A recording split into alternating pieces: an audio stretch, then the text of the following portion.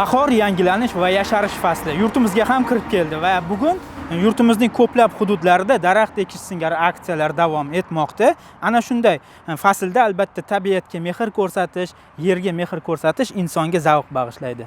Davlat va fuqarolik jamiyati o'rtasidagi sheriklik munosabatlarini yanada mustahkamlashga qaratilgan nodavlat va notijorat tashkilotlar bog'i tashkil etildi. Bu loyiha nafaqat tabiatni asrash, balki jamiyatda mehr-muruvvat ruhini yanada shakllantirishga ham xizmat qiladi.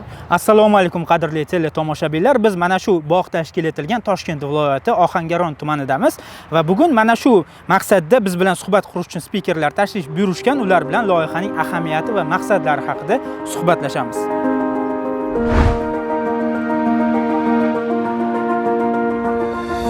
Mana shu loyihaning nodavlat notijorat tashkilotlari bog'ini tashkil etishning asosiy ahamiyati, maqsadi nimada? Albatta bizni aytish joizki, nafaqat bugun daraxt ekkani yoki bog' yaratgani yig'ildik, balkim aynan mana shu davlatimizda ekologiyani asrab-avaylash, ekologik xavfsizlikni ta'minlash, o'sha yashab turgan havoyimiz, suvimizni tejash bo'yicha davlat siyosati darajasiga olib chiqilgan davlat siyosatini amalga oshirishda bir amaliy natija ko'rsatish uchun ham yig'ilganligimizni alohida ta'kidlashimiz lozim. Chunki hozirgi mana global jarayonda qayd etish joizki, atrof muhitni asrash bu dolzarb masalaga aylangan. O'zbekiston ham mana shu dolzarb masala muammoga yechim topish nuqtai nazaridan ham strategik qarorlar qabul qilgan hamda uni amalga oshirish nuqtai nazaridan hozir amaliy harakatlarni ham O'zbekiston hayotga tatbiq qilayotganligini alohida ta'kidlashimiz joiz va mana bu jarayonda O'zbekiston 2030 strategiyasi qabul qilinganligi aynan bitta yo'nalishlardan biri o'sha ekologik xavfsizlikni ta'minlash, suvni tejash masalalariga berilgan e'tiborni ham bir misol sifatida ko'rishimiz mumkin. Bugungi jarayonda mana shunday bog'ni yaratilishi bu birinchidan o'sha atrof muhitni asrashga hammamiz mas'ul ekanligimizni ko'rsatadi. Chunki atrof muhitni asrashga nafaqat davlat mas'ul, balki barchamiz mas'ulmiz. Undan tashqari bu bog'i yaratilishi fuqarolik jamiyat institutlari, nodavlat notijorat tashkilotlarini o'sha davlatimiz uchun muhim bo'lgan ekologik o'sha tashabbuslarni ilgari surish uchun maydon yaratilayotganligini ko'rishimiz mumkin.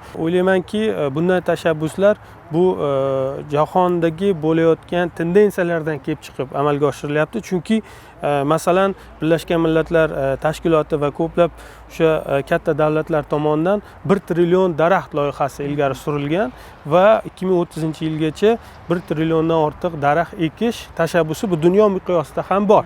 Shunga o'xshash albatta bizani mana mamlakatimizda yashil makon dasturi ham amalga oshirilyapti. Bu dunyodagi mana shu tashabbuslarga ham O'zbekiston o'zining hissasini qo'shayotganligidan har yili 200 million tub daraxt va ko'chatlar ekilishi rejalashtirilganligi shundan dalolat beradi.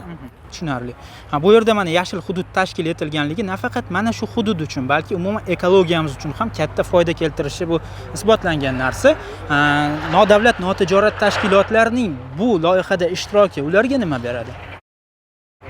Albatta, mana ayrim tadqiqotlar shuni ko'rsatadiki, 100 ta katta daraxt o'sha 40% shahardagi havoni yangilash, gazlardan tozalash, iqlimni mo'tadilligini ta'minlashga hissa qo'shadi deb ayrim tadqiqotlar mana amalga oshirilgan. Yana bir tadqiqotga agar e'tibor beradigan bo'lsak, u yerda mana o'sha daraxtlar bilan burkangan davlatlarda aholini ishchanlik koeffitsiyenti ortishi, aholini kayfiyati yaxshilanishi mana shunday tadqiqot natijalari aniqlagan.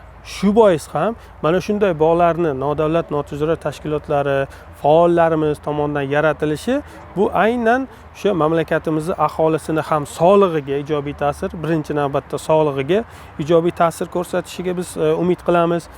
Endigi vazifa albatta fuqarolik jamiyati institutlari bu jarayondagi siyosatni joylarda qay darajada amalga oshirilayotganligi, davlatimiz rahbari tomonidan belgilab berilgan mana shunday ko'rsatmalar, topshiriqlar, vazifalar qay darajada maqsadli, samarali, o'z vaqtida bajarilayotganligi, umuman bu bo'yicha qonunchilik hujjatlari qay darajada ishlayotganligini fuqarolik jamiyati institutlari tomonidan nazoratini ta'minlash bu dolzarb ahamiyat kasb etadi.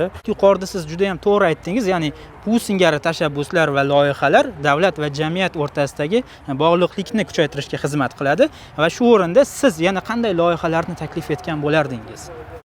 Bu jarayonda albatta fuqarolik jamiyat institutlari, nodavlat notijorat tashkilotlari ham davlat bilan hamda deylik shu katta tadbirkorlar bilan hamkorlikda mana shunday tashabbuslarni ilgari surish, davom ettirish birinchidan yaxshi bo'lardi. Mana shunday tashabbuslar ko'proq, muntazamroq bo'lsa.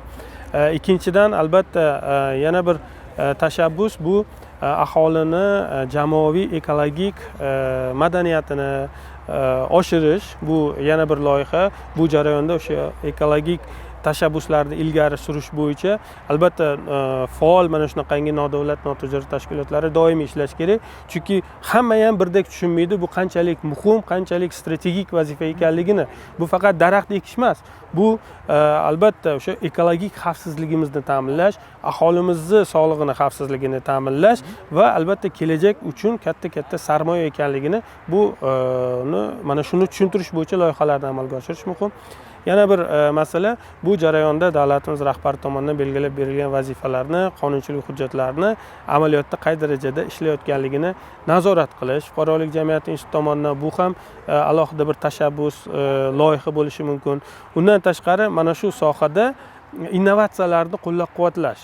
Chunki ayniqsa bizning iqlim sharoitimizdan kelib chiqib, suvni ma'lum bir darajada tanqisligidan kelib chiqib, bu jarayonda albatta innovatsiyalarga biz muhtojmiz. Shuning uchun ham yoshlarimizni, fuqarolik jamiyati institutlarini mana shu jarayondagi tashabbuslarni ilgari surish, ularni qo'llab-quvvatlash hozirgi jarayonda dolzarb ahamiyat kasb etadi.